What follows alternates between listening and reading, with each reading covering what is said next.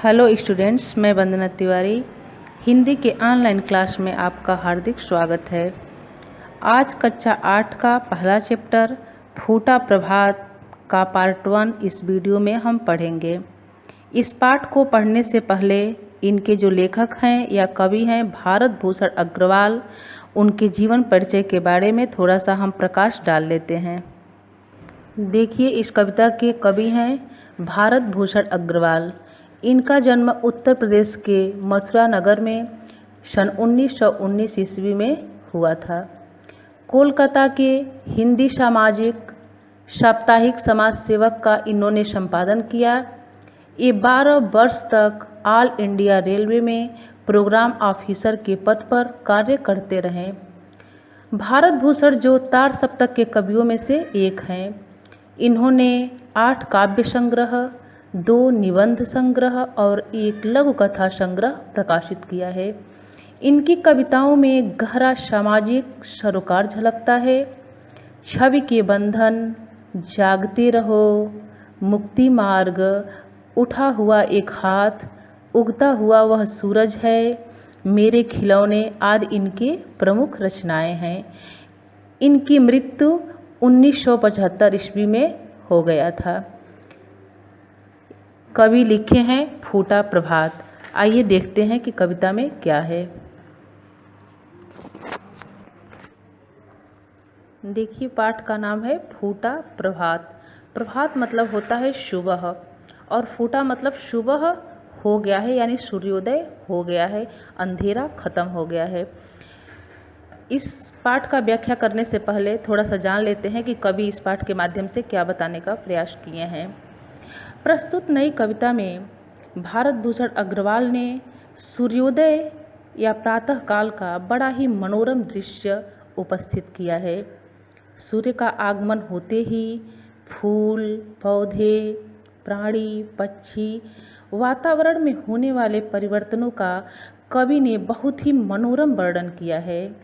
यहाँ की रचना जो है वह चित्रात्मक शैली है।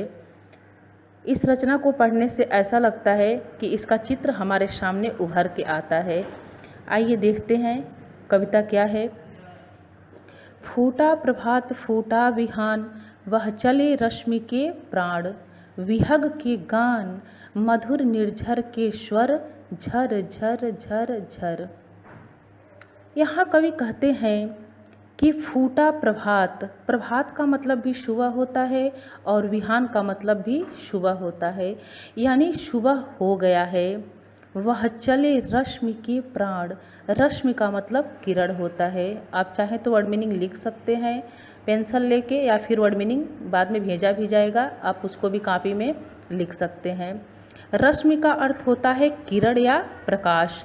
विहग मतलब पक्षी, मधुर मतलब मीठा और निर्झर मतलब झरना। बाकी आप स्वर का मतलब समझ ही रहे होंगे। तो यहाँ कवि कह रहे हैं कि फूटा प्रभात फूटा विहान, यानी सुबह हो गया है और वह चले रश्मि के प्राण। रश्मि यानी किरण, किरण जो है वह चारों तरफ वह चले, अर्थात सूर्य की किरण जो है या प्रकाश जो है वह चारों तरफ फैल गया है या दिखाई देने लगा है। सुबह हो गया है, सूर्य की किरणें धरती पे चारों तरफ फैल गया है। विहग के गान, और पक्षियाँ जो है वह चहचहाने लगी हैं या कलरव करने लगे हैं। मधुर निर्झर के स्वर, निर्झर मतलब झरना, यानी झरना का जो मधुर यानी मीठा स्वर है, झर झर झर झर, वो भी सुनाई देने लगा है। दूसरी लाइन में कवि क्या कहते हैं। प्राची का अरुणाभ क्षितिज, मानो अंबर की सरसी में, फूला कोई रक्तिम गुलाब, रक्तिम सरसिज। प्राची, प्राची पूर्व दिशा को कहते हैं। अरुणाभ, अरुणाभ यानी अरुण और आभा को मिला के बना हुआ है अरुणाभ। अरुण मतलब लाल होता है और आभा मतलब कांति या चमक होता है। क्षितिज, क्षितिज उस स्थान को हम बोलते हैं जहाँ आकाश धरती से मिला हुआ प्रतीत होता है। कभी आप बहुत दूर तक देखेंगे तो ऐसा प्रतीत होता है कि आकाश जाके धरती से मिला हुआ है, उसी स्थान को हम क्षितिज बोलते हैं। तो कवि कह रहे हैं कि जब सुबह हो गया है तो प्राची का अरुणाभ क्षितिज, यानी पूर्व दिशा का जो वह स्थान है, कौन सा स्थान, जहाँ ऐसा प्रतीत हो रहा है कि आकाश जाके धरती से मिल गया है, वहाँ तक का स्थान चारों तरफ लाल रंग का दिखाई दे रहा है। अरुणाभ यानी लाल रंग का चमकता हुआ दिखाई दे रहा है। जैसे ही सूर्य उदय हुआ है, प्राची का यानी पूर्व दिशा का सारा स्थान, वहाँ तक का, जहाँ तक आकाश मिलता हुआ दिखाई दे रहा है पृथ्वी से, वहाँ तक का सारा स्थान लाल रंग का, अरुणाभ लाल रंग का चमक रहा है। ऐसा प्रतीत हो रहा है जैसे मानो अंबर की सरसी में, सरसी यानी तालाब, सरसी तालाब को बोलते हैं, अंबर का मतलब आप जानते ही होंगे आकाश। तो कवि कह रहे हैं कि मानो अंबर की सरसी में, यानी आकाश रूपी तालाब में फूला कोई रक्तिम गुलाब, रक्तिम मतलब लाल, रक्त लाल रंग का होता है, रक्तिम गुलाब यानी लाल रंग का कोई गुलाब, या रक्तिम सरसिज, सरसिज कमल को बोलते हैं, या कोई लाल रंग का कमल खिला हो। कवि जब सुबह हुआ है और उसका प्रकाश जैसे ही धरती पे आया है, तो कवि बता रहे हैं कि कैसा प्रतीत हो रहा है कि पूर्व दिशा का सारा जगह लाल रंग का चमक रहा है, और आकाश में, आकाश रूपी तालाब में, मानो अंबर की सरसी में, यानी आकाश रूपी तालाब में कोई लाल रंग का गुलाब या लाल रंग का कमल खिला हो। यहाँ उगते हुए सूर्य की तुलना लाल रंग के गुलाब या कमल से किया गया है, इसलिए यहाँ उत्प्रेक्षा अलंकार है। अगर इसमें अलंकार पूछता है तो इसमें उत्प्रेक्षा अलंकार है। और मानो यहाँ जो वाचक शब्द भी हमको मिल रहा है। तीसरा पैराग्राफ आप देखेंगे, धीरे धीरे लो फैल चली आलोक रेख, धुल गया तिमिर वह गई निशा, चहुँ ओर देख धुल रही विभा, बिमलाभ कांति अब दिशा दिशा, सस्मित विस्मित खुल गए द्वार, हंस रही उषा। कवि कह रहे हैं कि जो यह सूर्य उदय हुआ है, तो इसका प्रकाश अचानक ही धरती पे नहीं फैला है, तेजी से नहीं फैला है, धीरे धीरे, धीरे धीरे लो फैल चली आलोक रेख।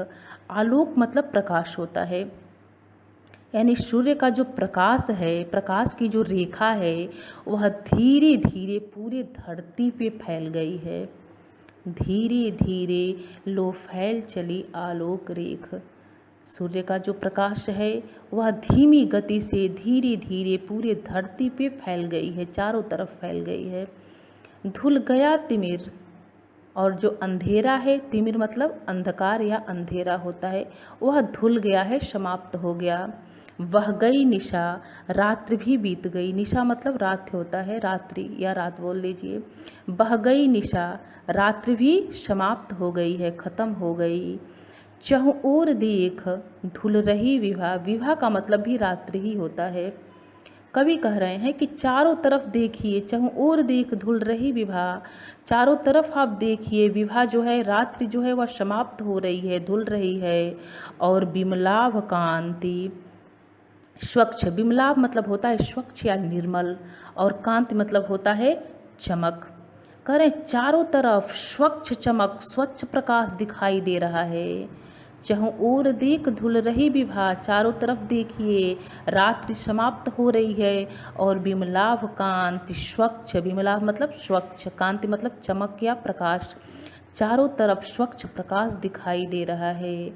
अब दिशा दिशा सस्मित विस्मित, अब दिशा दिशा यानी चारों दिशाएं, चारों तरफ की दिशाएं अब क्या है, सस्मित हैं। सस्मित मतलब होता है मुस्कान लिए हुए, या काफ़ी जो प्रसन्न होते हैं उनको हम सस्मित बोलते हैं। और विस्मित का मतलब आश्चर्य होता है। तो जो चारों तरफ की दिशाएं हैं वह कैसी हैं, मुस्कान लिए हुए, अर्थात काफ़ी प्रसन्नचित दिख रही हैं और आश्चर्यचकित भी दिख रही हैं। खुल गए द्वार, सुबह हो गया है, सभी लोग जग गए हैं, सभी लोग के घरों के दरवाजे जो हैं वह खुलने लगे हैं। और जब सभी लोग जग के अपने अपने घर का दरवाज़ा खोल रहे हैं तो उस समय क्या देख रहे हैं, हंस रही उषा। उषा स्त्रीलिंग शब्द होता है और द्वार पुल्लिंग होता है। यानी द्वार खुल गए और उषा हंस रही है, यानी उषा सुबह जो है उषा है हंस रही है। प्रातःकाल हो गया है, अंधेरा छट गया है, इसीलिए उषा कैसी प्रतीत हो रही है? हंसती हुई प्रतीत हो रही है। इसके आगे का जो भाग है हम अगले वीडियो में पढ़ेंगे।